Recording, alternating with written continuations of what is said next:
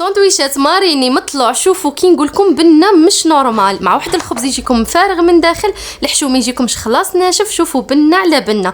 تبعوا معايا الوصفه للاخر وما تنسونيش في ابوني جام وكومونتير من حكيمه نتوما. وهي راح تحطي كاس تاع الماء اللي يكون دافي، زيدي عليه نص كاس تاع الحليب اللي يكون دافي، 2 كيسان تاع السميد، مغرف كبيره تاع خميره الخبز، وخلطي كلش مع بعضها وجيبي هنا البراميكسر، خلطي كلش كيف مليح واحد 3 دقائق حتى يذوب لك هذاك السميد في الماء. هكا نكونوا تهنينا من المرحله تاع العجن. نغطيهم نخليهم واحد 10 دقائق حتى يختمروا كيما راكي تشوفي. زدت عليهم هنايا الملح و3 مغارف كبار تاع الزيت ومغرف كبيره تاع الخل حتى تعطيها هشاشه.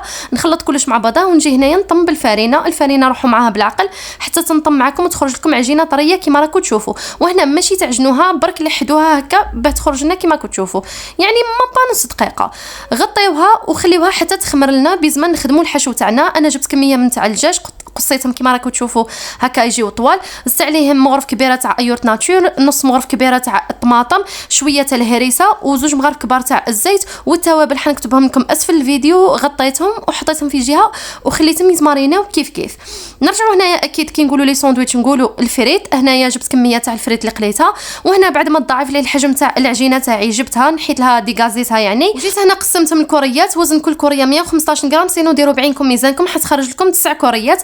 غطيتهم وخليتهم يخمروا للمره الثانيه واحد 10 دقائق برك. وهنا حنخدموا واحد لاصوص تجي بزاف بنينه. حطيت فيها شويه تاع المايونيز، شويه تاع ايورت ناتور، وشويه تاع الفرماج، 3 سنينات تاع الثوم، ونص كاس هكيك تاع الحليب والملح والفلفل الاسود. خلطوا كلش مع بعضها تجيكم واحد البنه مش نورمال. واكيد المكون اللي تحبوا تزيدوه ما تنساوش عصره القارص. ومام في المارينات الثانيين حطيت عصره القارص نسيت ما قلت لكمش عليها. نرجعوا للعجينه هنا بعد ما خمرت لي. شوفوا تفتحوها غير بيديكم مع شويه فرينه عاونوا تخرج لكم كيما راكم تشوفوا. السمك هذا هو، احفظوه وديروا كيفو.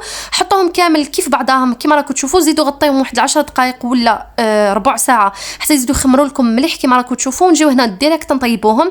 هنا طريقه الطهي تاعهم، شوفوا الطاجين تاعكم لازم يكون سخون يعني سخنوه مليح والنار تكون متوسطه. حطوه خليهم كيما نقولها واحد 15 ثانيه وقلبوهم هكا يعني يقعدوا شويه وزيدوا قلبوهم راح يتنفخوا معاكم يوليو يهبلوا. شوفوا هذا الخبز يجيكم خفيف وهكا بلا عجين وبلا دلك بلا والو. توجدوه ليه ما يطيب لكم مع الجهتين. تقدروا تزيدوا تحرقوه بالشاليمو على الجوايه اذا ما تحبوهمش يجيوكم يعني بايض.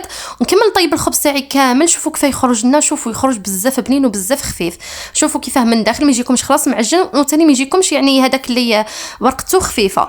نحطوا في جهه. وهنا خليت المارينات عفوا خليت الدجاج تاعي هو الاخر وقليته على هكا بيجيني سخون يعني بيجيني ساندويتش تاعي سخان. كي تقليوه ما تنشفوش يعني خليوه بهذيك لاصوص حتى تعطيكم واحد البنه. زدت عليه شويه تاع جبن مبشور هكا بيزيد لي بنه على بنه. ونجيو هنا نخدموا لي ساندويتش تاعنا ونحط هذيك لاصوص البنينه. زدت عليهم لي فريت وزدت عليهم هذاك الدجاج تاعنا. زدت كملت شويه تاع لاصوص من فوقها. قفلت لي ساندويتش تاعي وراهم واجدين صدقوني مش نورمال في البنه. جربوه ردوا لي اي استفسار عندكم راني رد عليكم.